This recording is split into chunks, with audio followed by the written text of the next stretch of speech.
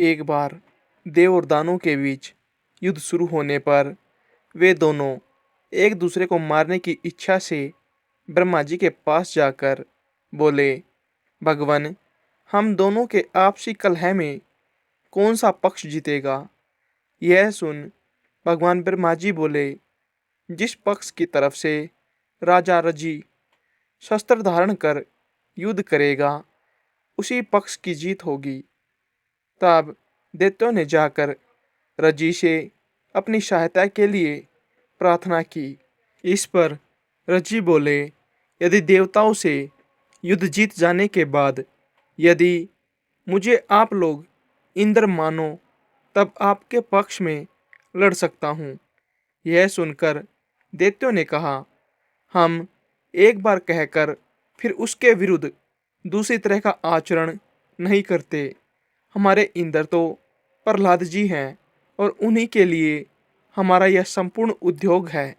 ऐसा कहकर जब दैत्यगण चले गए, फिर देवताओं ने भी आकर राजा से उसी प्रकार प्रार्थना की।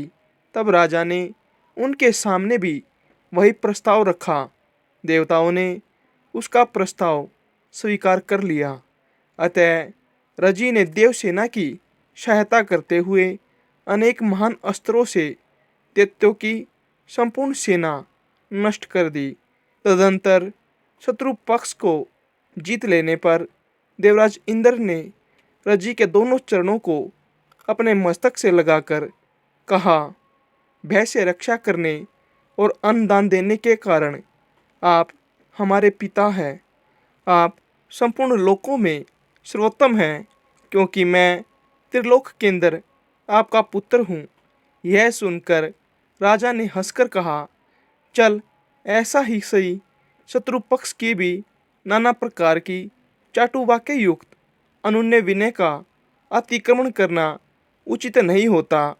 फिर स्वपक्ष की तो बात ही क्या है। अर्थात दुश्मन भी यदि चापलूसी करके अपना काम निकालना चाहे, तब उसकी भी मदद की जाती है। फिर आप तो अपने ही साथी भाई हो, आपकी मदद करना तो बेहद जरूरी है। ऐसा कहकर राजा रजी अपनी राजधानी चले गए। राजा रजी की जगह सतकेतु को इंद्रपद प्राप्त हुआ, लेकिन रजी के स्वर्गवासी होने पर देवर्षि नारद की प्रेरणा से रजी के पुत्रों ने अपने पिता का पुत्र होने के नाते सतकेतु से व्यवहार के अनुसार अपने पिता का राज्य मांगा। रजी के अतुलित बल पराक्रमशाली 500 पुत्र थे, किंतु जब सतकेतु ने राज्य ने दिया, तब उन महाबलवान रजी पुत्रों ने इंद्र को जीतकर स्वयं ही इंद्रपद का भोग किया। फिर बहुत सा समय गुजर जाने पर एक दिन बृहस्पति जी को एकांत में बैठे देख त्रिलोकी के यज्ञ भाग से वंचित हुए सतकेतु ने उससे कहा, क्या आप मेरी तृप्ति के लिए एक बेर के बराबर भी प्रोडास खंड मुझे दे सकते हैं? सतकेतु के ऐसा कहने पर बृहस्पति जी बोले, यदि ऐसा है तो पहले ही तूने मुझसे क्यों नहीं कहा? तेरे लिए भला मैं क्या नहीं कर सकता। कोई नहीं, अब थोड़े ही दिनों में मैं तुझे उस पद पर स्थित कर दूंगा। ऐसा कहकर बृहस्पति जी रजिपुत्रों की बुद्धि को मोहित करने के लिए अभिचार तथा इंद्र की तेजोवृद्धि के लिए हवन करने लगे। बुद्धि को मोहित करने वाले उस अभिचार कर्म से अभिभ्रत हो जाने के कारण रजिपुत्र ब्राह्मण विरोधी, धर्म त्यागी और वेद विमुख हो गए। तब धर्माचारहीन हो जाने से इंद्र ने उन्हें मार डाला और पुरोहित जी के द्वारा तेजोवृद्ध होकर स्वर्ग पर अपना अधिकार जमा लिया। इस प्रकार इंद्र द्वारा अपने पद से गिरकर उस पर फिर आरूढ़ होने के इस प्रसंग को सुनने से पुरुष अपने पद से पतित नहीं होता और उसमें कभी दुष्टता नहीं आती। नहुस को यति, ययाति, संयाति, आयति, वियायति और कृति नामक 6 महाबल विक्रमशाली पुत्र हुए। यति ने राज्य की इच्छा नहीं की, इसलिए ययाति ही राजा बना। ययाति ने शुक्राचार्य जी की पुत्री देवयानी और वृषपर्वा की कन्या शर्मिष्ठा से विवाह किया। उनके वंश के संबंध में यह श्लोक प्रसिद्ध है। देवयानी ने यदु और तुर्वसु को जन्म दिया तथा वृषपर्वा की पुत्री शर्मिष्ठा ने तुहयु, अनु और पुरु को उत्पन्न किया। ययाति शुक्राचार्य जी के श्राप के कारण समय से पहले ही बूढ़ा हो गया। इसके कुछ समय बाद बुढ़ापे से तंग आकर ययाति ने अपने पुत्र यदु से कहा, वत्स, तुम्हारे नाना के श्राप से मुझे असमय में ही वृद्धावस्था ने घेर लिया है। अब उन्हीं की कृपा से मैं ये बुढ़ापा तुझे देना चाहता हूँ। मैं अभी विषय भोगों से तृप्त नहीं हुआ हूँ, इसलिए 1000 वर्ष तक मैं तुम्हारी युवावस्था से उन्हें भोगना चाहता हूँ। इस बारे में तुम्हें किसी प्रकार की आनाकानी नहीं करनी चाहिए। किंतु पिता के ऐसा कहने पर यदु ने बुढ़ापा ग्रहण करना न चाहा।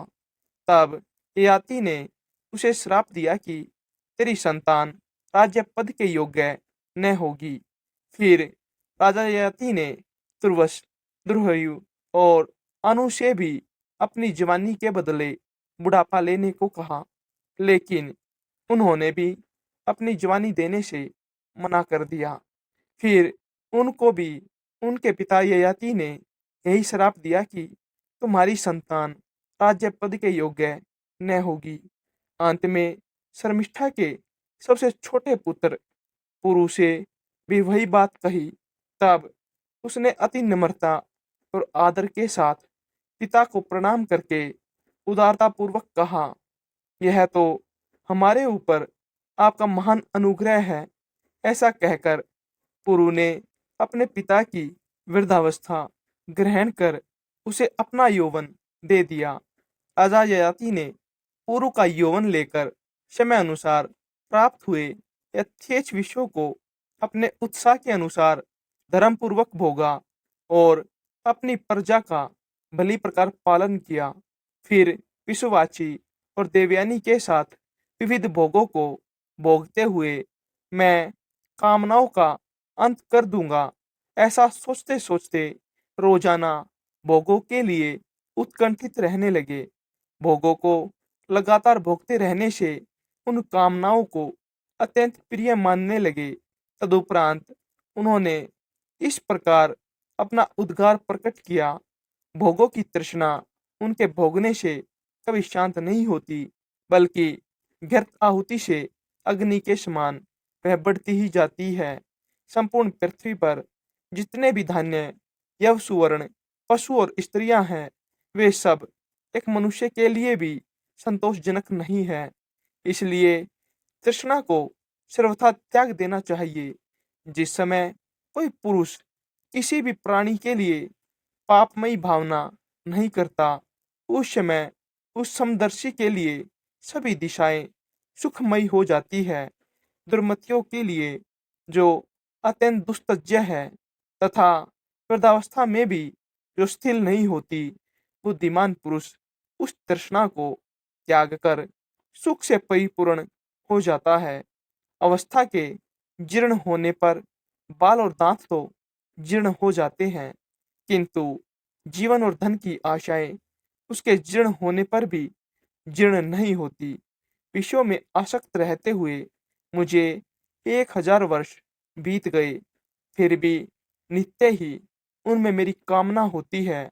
अतः अब मैं इसे छोड़कर और अपने चित्त को भगवान में ही स्थिर कर निर्द्वंद और निर्मम होकर वन में मृगों के साथ विचरूंगा। इसके बाद राजा ययाति ने पुरु से अपनी वृद्धावस्था लेकर उसका यौवन उसे दे दिया और उसे राज्य पद पर अभिषिक्त कर वन को चले गए। दीर्घतपा से धन्वंतरी नामक पुत्र हुआ।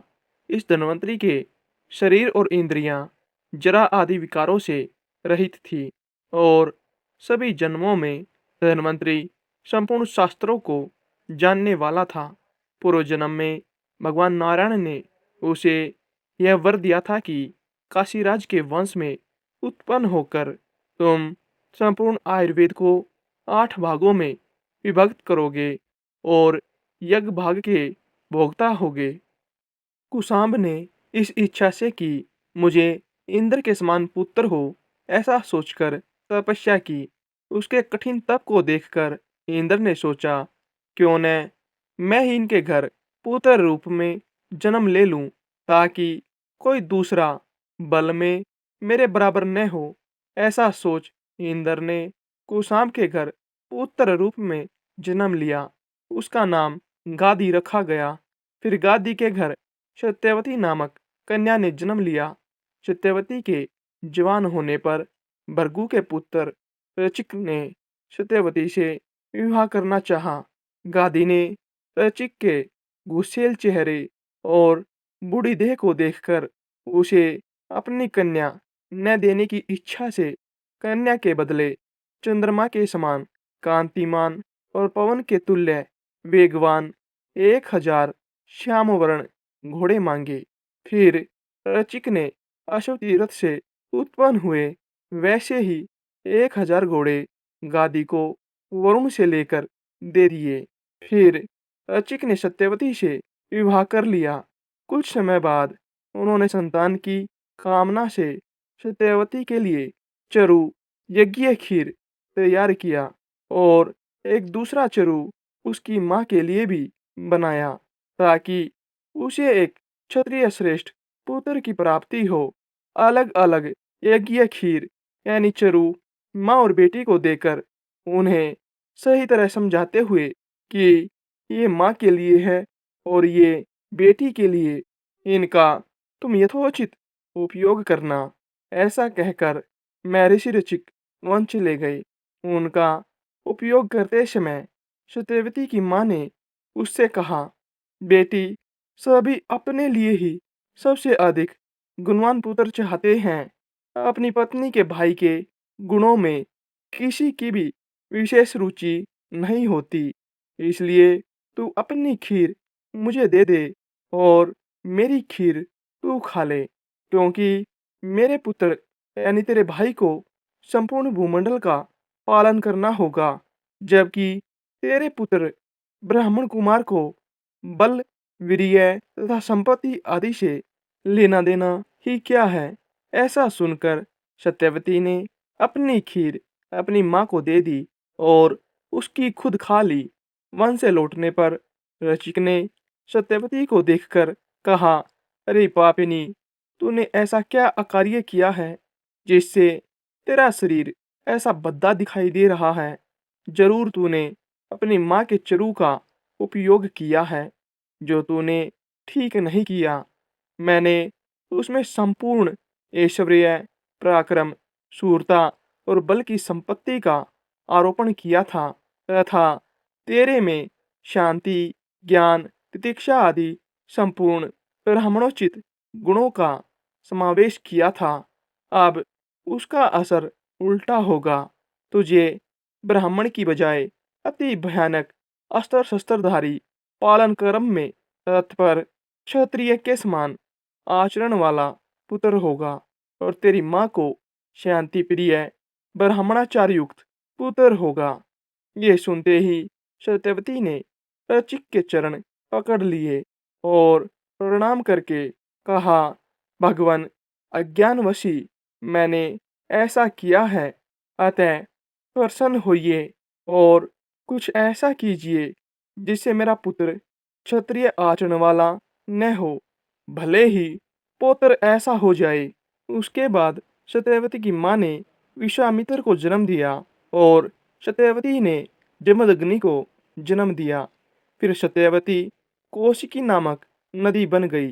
जमदग्नि ने इक्ष्वाकु कुल उद्भव रेणु की कन्या रेणुका से विवाह किया। रेणुका से जमदग्नि के सारे क्षत्रियों का नाश करने वाले भगवान परशुराम जी उत्पन्न हुए, जो नारायण के अंश थे।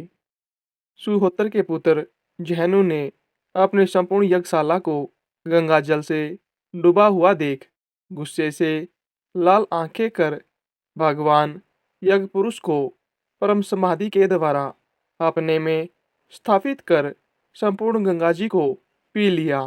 फिर देव ऋषि इन्हें प्रसन्न कर गंगा जी को इनकी पुत्री रूप से पाकर ले गए।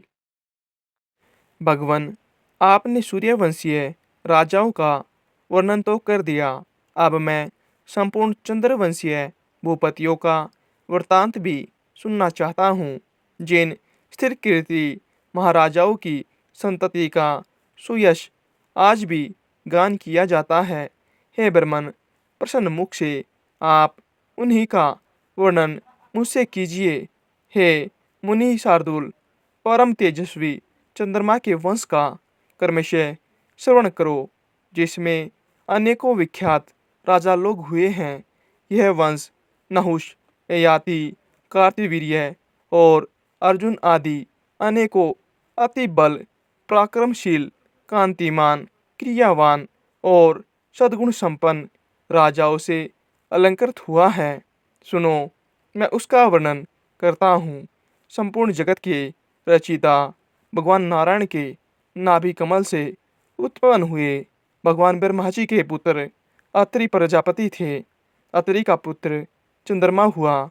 कमल योनि भगवान ब्रह्मा जी ने उन्हें संपूर्ण औषधि, द्विज जन और नक्षत्र गण के आधिपत्य पर अभिषिक्त कर दिया था। चंद्रमा ने राजसूय यज्ञ का अनुष्ठान किया। अपने प्रभाव और अति उत्कृष्ट आधिपत्य के अधिकारी होने से चंद्रमा पर राजमद सवार हो गया। तब मद उन्मत्त हो जाने के कारण उसने सभी देवताओं के गुरु भगवान बृहस्पति जी की भार्या तारा का हरण कर लिया तथा बृहस्पति जी की प्रेरणा से भगवान ब्रह्मा जी के बहुत कुछ कहने सुनने और देव ऋषियों के मांगने पर भी तारा को नहीं छोड़ा। बृहस्पति जी से द्वेष करने के कारण शुक्र जी भी चंद्रमा के सहायक हो गए और अंगिरा से विद्या लाभ करने के कारण भगवान रुद्र ने बृहस्पति जी की सहायता की, क्योंकि बृहस्पति जी अंगिरा के पुत्र हैं। जिस पक्ष में शुक्र थे उस तरफ से जम और कुंभ आदि समस्त दैत्य दानव आदि ने भी उसकी सहायता की। सकल देव सेना से इंद्र बृहस्पति जी के सहायक हुए। इस प्रकार तारा के लिए उनमें ताराकम्य नामक अत्यंत घोर युद्ध छिड़ गया। तब रुद्र आदि देवगण दानवों के प्रति और दानवगण देवताओं के प्रति अनेक प्रकार के शस्त्र छोड़ने लगे। इस प्रकार देव असुर संग्राम से क्षुब्ध हो संपूर्ण संसार ने ब्रह्मा जी की शरण ली। तब भगवान कमल योनि ने भी शुक्र, रुद्र, दानव और देवगण को युद्ध से निवर्त कर बृहस्पति जी को तारा दिलवा दी। उसे गर्भिणी देखकर बृहस्पति जी ने कहा, मेरे क्षेत्र में तुझे दूसरे का पुत्र धारण करना उचित नहीं है। इसे दूर कर, अधिक दृष्टा करना ठीक नहीं। बृहस्पति जी के ऐसा कहने पर उस पतिव्रता ने पति के वचन अनुसार वह गर्भ इसी का स्तंभ सींग की झाड़ी में छोड़ दिया। उस छोड़े हुए गर्भ ने अपने तेज से सभी देवताओं के तेज को मलिन कर दिया। उसके बाद उस बालक की सुंदरता के कारण बृहस्पति जी और चंद्रमा दोनों को उसे लेने के लिए उत्सुक देख देवताओं ने संदेह हो जाने के कारण तारा से पूछा, हे सुभगे, तू हमें सच सच बता, यह पुत्र बृहस्पति का है या चंद्रमा का? उनके ऐसा कहने पर तारा ने लज्जावश कुछ भी न कहा।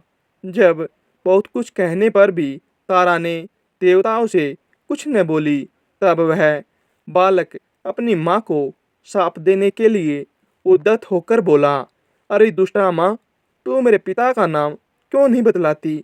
तुझ लज्जावती की मैं अभी ऐसी गति करूँगा जिससे तू आज से ही इस प्रकार अत्यंत धीरे धीरे बोलना भूल जाएगी। उसके बाद पितामह श्री ब्रह्मा जी ने उस बालक को चुप कराकर तारा से स्वयं ही पूछा, बेटी सही सही बता, यह पुत्र किसका है, बृहस्पति का या चंद्रमा का? इस पर तारा ने लज्जापूर्वक कहा, चंद्रमा का। नक्षत्रपति भगवान चंद्र ने उस बालक को हृदय से लगाकर कहा, बहुत खूब बेटा, तुम बड़े बुद्धिमान हो। फिर उसका नाम बुध रख दिया। इस समय उनके निर्मल कपोलों की कांति उच्छ्वसित और देदीप्यमान हो रही थी। बुध ने जिस प्रकार इला से अपने पुत्र पुरुरवा को उत्पन्न किया था, उसका वर्णन पहले ही कर चुके हैं। पुरुरवा अति दानशील, अति याज्ञिक और अति तेजस्वी था। मित्र वरुण के शाप से मुझे मृत्युलोक में रहना पड़ेगा, ऐसा विचार करते हुए उर्वशी अप्सरा की दृष्टि उस अति सत्यवादी रूप के धनी और मतिमान राजा पुरुरवा पर पड़ी। उसके देखते ही वह संपूर्ण मान तथा स्वर्ग सुख की इच्छा को छोड़कर तन्मय भाव से उसी के पास आई। राजा पुरुरवा का चित्त भी उसे संसार की समस्त स्त्रियों में विशिष्ट तथा कांति, सुकुमारता, सुंदरता, गति, विलास और मुस्कान आदि गुणों से युक्त देखकर उसके वशीभूत हो गया। इस प्रकार वे दोनों ही परस्पर तन्मय और अनन्यचित होकर बाकी सब कर्मों को भूल गए। निदान राजा ने निसंकोच होकर कहा, हे सुबरे, मैं तुम्हारी इच्छा करता हूँ, तुम प्रसन्न होकर मुझे प्रेम दान दो। राजा के ऐसा कहने पर उर्वशी ने भी लज्जावश स्खलित स्वर में कहा, यदि आप मेरी प्रतिज्ञा को निभा सके तो अवश्य ऐसा ही हो सकता है। यह सुनकर राजा ने कहा, ठीक, तुम अपनी प्रतिज्ञा मुझसे कहो। इस प्रकार पूछने पर वह फिर बोली, मेरे पुत्र रूप इन 2 मेषों भेड़ों को आप कभी भी मेरी शैया से दूर मत करना। मैं कभी आपको नग्न न देखने पाऊँ। केवल व्यर्थ ही मेरा आहार होगा। ये ही मेरी 3 प्रतिज्ञाएं हैं। तब राजा ने कहा, ऐसा ही होगा। फिर राजा पुरुरवा ने दिन दिन बढ़ते हुए आनंद के साथ कभी अलकापुरी के अंतर्गत चित्ररथ आदि वनों में और कभी सुंदर पद्म खंडों से युक्त अति रमणीय मानस आदि सरोवरों में विहार करते हुए 60,000 वर्ष बिता दिए। उसके उपभोग सुख से प्रतिदिन अनुराग के बढ़ते रहने से उर्वशी को भी देवलोक में रहने की इच्छा नहीं रही। उधर उर्वशी के बिना अप्सराओं, सिद्धों और गंधर्वों को स्वर्गलोक अत्यंत रमणीय नहीं लगता था। अतः उर्वशी और पुरुरवा की प्रतिज्ञा को जानने वाले विश्वावसु ने एक बार रात्रि के समय गंधर्वों के साथ जाकर उसके शयनागार के पास से एक मेष का हरण कर लिया। उसे आकाश में ले जाते समय उर्वशी ने उसका शब्द सुना। तब उर्वशी बोली, मुझ अनाथा के पुत्र को कौन लिए जाता है? अब मैं किसकी शरण जाऊं? किंतु यह सुनकर भी इस डर से कि रानी मुझे नंगा देख लेगी, राजा नहीं उठा। तदंतर गंधर्वगण दूसरा मेष भी लेकर चल दिए। उसे ले जाते समय उसका शब्द सुनकर उर्वशी बोली, हाय, मैं अनाथा और भर्तृहीना हूँ तथा एक कायर के अधीन हो गई हूँ। इस प्रकार कहती हुई वह आर्त स्वर से विलाप करने लगी। तब राजा ने ये सोचकर कि अभी अंधेरा है, इसलिए रानी मुझे नग्न न देख सकेगी, उसके पीछे तलवार लेकर दौड़ा। उसी समय गंधर्वों ने रोशनी कर दी। उसके प्रकाश में राजा को वस्त्रहीन देखकर प्रतिज्ञा टूट जाने से उर्वशी तुरंत ही वहां से चली गई। गंधर्वगण उन मेषों को वहीं छोड़कर स्वर्गलोक में चले गए। किंतु जब राजा उन मेषों को लिए हुए अति प्रसन्नचित्त से अपने शयनागार में आया तो वहाँ उसने उर्वशी को न पाया। उसे न पाने पर वह उस नग्न अवस्था में ही पागल हो घूमने लगा। घूमते घूमते उसने एक दिन कुरुक्षेत्र के कमल सरोवर में अन्य 4 अप्सराओं के साथ उर्वशी को देखा। उसे देखकर वह उन्मत्त के समान, ए ठहर जा, हृदय की निष्ठुरी, रुक जा, वार्तालाप के लिए तनिक ठहर जा, ऐसे कई वचन कहने लगा। उर्वशी बोली, महाराज, अज्ञानियों की तरह चेष्टाओं से कोई लाभ नहीं। इस समय मैं गर्भवती हूँ। 1 वर्ष बाद आप यहीं आ जाना। उस समय मुझे बच्चा होगा और एक रात मैं भी आपके साथ रहूंगी। उर्वशी के ऐसा कहने पर राजा पुरुरवा प्रसन्नचित्त से अपने नगर को चला गया। तदंतर उर्वशी ने अन्य अप्सराओं से कहा, ये वही पुरुष श्रेष्ठ है जिसके साथ मैं इतने दिनों तक प्रेमाकष्ट चित्त से भूमंडल पर रही थी। ऐसा सुन अन्य अप्सराओं ने कहा, वाह वाह, सचमुच इनका रूप बड़ा ही मनोहर है। इनके साथ तो सर्वदा हमारा भी सहवास हो। वर्ष समाप्त होने पर राजा पुरुरवा वहां आए। उस समय उर्वशी ने उसे आयु नामक एक बालक दिया तथा उसके साथ एक रात रहकर 5 पुत्र उत्पन्न करने के लिए गर्भ धारण किया। उर्वशी ने राजा पुरुरवा से कहा, हमारे पारस्परिक स्नेह के कारण सकल गंधर्वगण आपको वरदान देना चाहते हैं, अतः आप अभीष्ट वर मांगिए। राजा बोला, मैंने समस्त शत्रुओं को जीत लिया है। मेरी इंद्रियों की सामर्थ्य नष्ट नहीं हुई है। मैं बंधुजन, असंख्य सेना और कोष से भी संपन्न हूँ। इस समय उर्वशी के सहवास के अतिरिक्त मुझे और कुछ भी प्राप्त नहीं है, अतः मैं उर्वशी के साथ ही रहना चाहता हूँ।